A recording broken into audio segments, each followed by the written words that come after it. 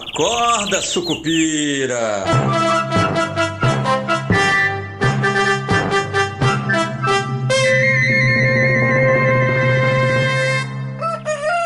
Bom dia, pessoal. Sejam todos muito bem-vindos, sejam todas muito bem-vindas. Eu sou o Rodrigo Oliveira, esse é o nosso Acorda Sucupira do dia 26 de março, quarta-feira. Quarta-feira em que o Brasil vai lembrar que está financiando o rentismo global. Olha que coisa bonita, né? Estamos aí com o dólar voltando, né? Na casa aí dos 5,70, agora caiu 0,82 ontem. É, o Ibovespa se recuperando, os juros ainda em alta. Vou explicar um pouquinho para vocês o que está acontecendo, né? Mas eu acho que o fator mais importante nisso tudo agora foi o seguinte: ontem teve a ata do Copom que não veio com aquilo. Alguém até tinha falado assim: olha, se você acertar como é que vê essa ata desse jeito aí que você está falando, você realmente é um gênio. E no fim das contas acabou que eu não me classifiquei aí, não qualifiquei entre os gênios, não dessa vez, mas quem sabe na próxima, né? Na verdade, não houve essa tentativa do Copom de trazer algo mais parecido com o que o Alckmin estava propondo, né, sobre o IPCA, mas a ata veio mais hawkish do que o comunicado, né? Eu tinha falado que eu tinha achado o comunicado mais dovish, né, mais relaxado na política monetária, mas a ata não deixou muita dúvida, ela acrescentou ali, esse grupo do Copom acrescentou uma frase dizendo ali que, é, dado o cenário, eles esperam aí uma restrição monetária maior e por mais tempo. E aí acabou abrindo uma brecha para que você tenha mais de mais de uma elevação ainda, né, em maio e junho. No comunicado tinha ficado a impressão, pelo menos para mim e para alguns, de que você teria apenas mais uma alta dos juros em maio. E aí o Copom encerraria, então, essa toda esse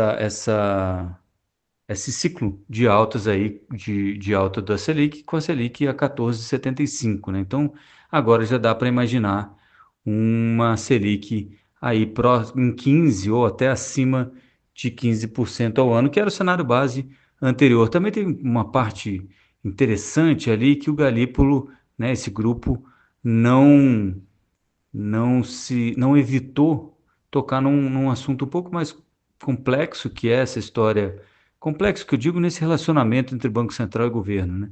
Que é essa história da política parafiscal, né? Do crédito subsidiado, essas linhas de crédito que o governo está querendo ampliar, está conseguindo ampliar, né? Por exemplo, crédito consignado, que teve uma procura muito alta, acabou impulsionando aí os bancos no Ibovespa, porque obviamente mais gente pegando dinheiro emprestado, mais o banqueiro fica feliz, porque é como o banco ganha dinheiro, é emprestando dinheiro, né? Pegando dinheiro mais barato e vendendo dinheiro mais caro, que é o empréstimo. Então, o Ibovespa acabou se beneficiando desse movimento, um pouco de commodities também, apesar do, do acordo ali de cessar-fogo entre Rússia e Ucrânia no Mar Negro, que acabou segurando um pouco do petróleo. Mesmo assim a Petrobras subiu, a Vale subiu, e isso também tem a ver, essa parte das commodities, além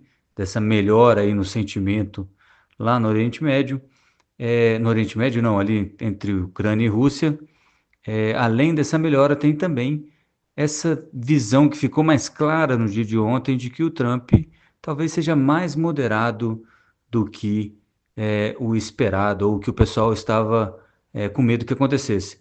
Isso tudo acabou beneficiando aí o Brasil, porque aquele carry trade fica melhor ainda. Imagina o seguinte, com esse cenário de Trump mais moderado, você tem juros que devem começar a cair lá em junho, né, talvez até maio nos Estados Unidos, mas provavelmente junho, e mais duas altas de juros, pelo menos aqui no Brasil. Então, essa diferença entre o juro americano, que fica mais baixo, e o juro brasileiro, que fica mais alto, favorece o tal do carry trade, né? Que é você pegar dinheiro emprestado a taxas baixas e emprestar dinheiro a taxas altas. E isso acaba ajudando também a trazer o dólar para baixo no Brasil. Então tem um fluxo gringo ajudando aí a segurar, a valorizar o real, né?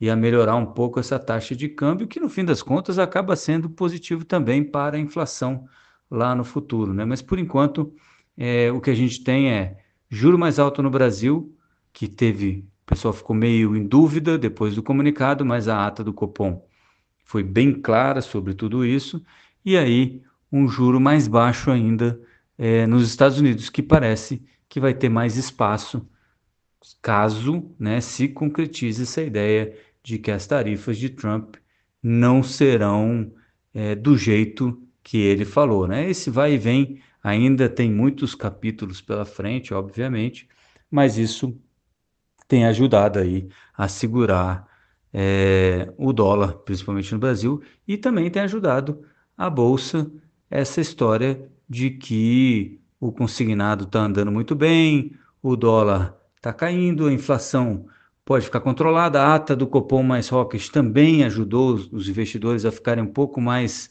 tranquilos, no sentido de que, olha, parece que sim, esse Banco Central vai continuar sendo preocupado e diligente, né, com o combate à pressão dos preços, né?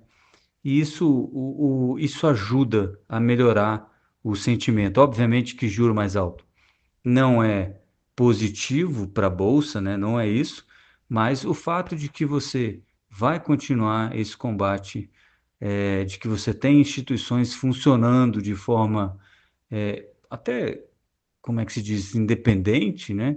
Você tira um pouco dessa mancha política ou dessa nuvem política que paira aí sobre a cabeça do Galípolo, é, isso ajuda o sentimento. Qual é a minha percepção disso tudo?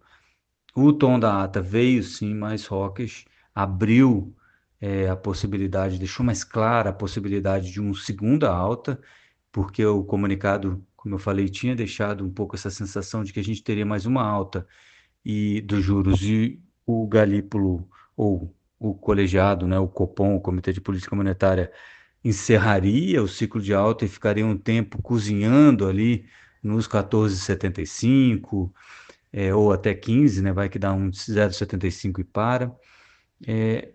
Mas essa frase, particularmente, de que a política monetária vai ter que ser restritiva, vai ter que ficar num nível mais restritivo e por mais tempo, eu acho que deixa um pouco mais clara a ideia de que você vai ter mais de uma alta e também diminui muito a possibilidade de você começar a cortar os juros ainda em 2025, né? Eu acho que em 2026, ano eleitoral, talvez seja o trade-off aí que o pessoal está fazendo, mas eu não vou ficar aqui elocubrando um futuro muito longínquo. A verdade é que hoje a gente tem um Copom aparentemente bastante comprometido aí com o combate à inflação e aquela história do Alckmin de modelar o IPCA para a política monetária não parece que não avançou muito, né? Então, isso de certa forma é bom. Mas mostra tudo isso que aconteceu ontem com a ata e depois do comunicado, mostra que o mercado ainda está tentando entender quem é Gabriel Galípolo, quem é este novo Copom, este novo Comitê de Política Monetária, com maioria de indicados pelo Lula, né? Ainda tem um receio de que você vá ter uma presidência de Banco Central mais à la Tombini do que a Ilan, por exemplo, ou Meirelles, né? Então você tem um medo de que esse Banco Central seja leniente com a inflação. Nessa ata, né, justiça seja feita, o Banco Central não deixou nenhuma dúvida para esse tipo de pensamento, né? Tem algumas coisas ali que você pode argumentar que talvez tenha sido a redação tenha sido menos contundente sobre os riscos, etc. e tal, mas eu acho que isso não torna a ata mais dovish no fim das contas, a ata foi sim mais hawkish. Pelo menos foi compreendida desse jeito, né? E isso ajudou a segurar o dólar, a colocar a bolsa de volta nos trilhos, bolsa que tem aí quase 10% de ganho neste ano, e muita gente apostando, né? Tem muita coisa muito barata na bolsa, e isso pode estar ajudando também a aumentar aí o apetite a risco, tanto de brasileiros quanto de estrangeiros, tá? Então, eu acho que no frigir dos ovos acabou sendo um dia positivo para o mercado financeiro brasileiro, o dia de ontem, e vamos ver como se portam os próximos capítulos aí. Agora, a gente esperando o IPCA 15, né, para ver como está a inflação. Beleza? Então eu vejo vocês amanhã. Por enquanto, bons negócios e avante, Sucupira. Acorda, Sucupira!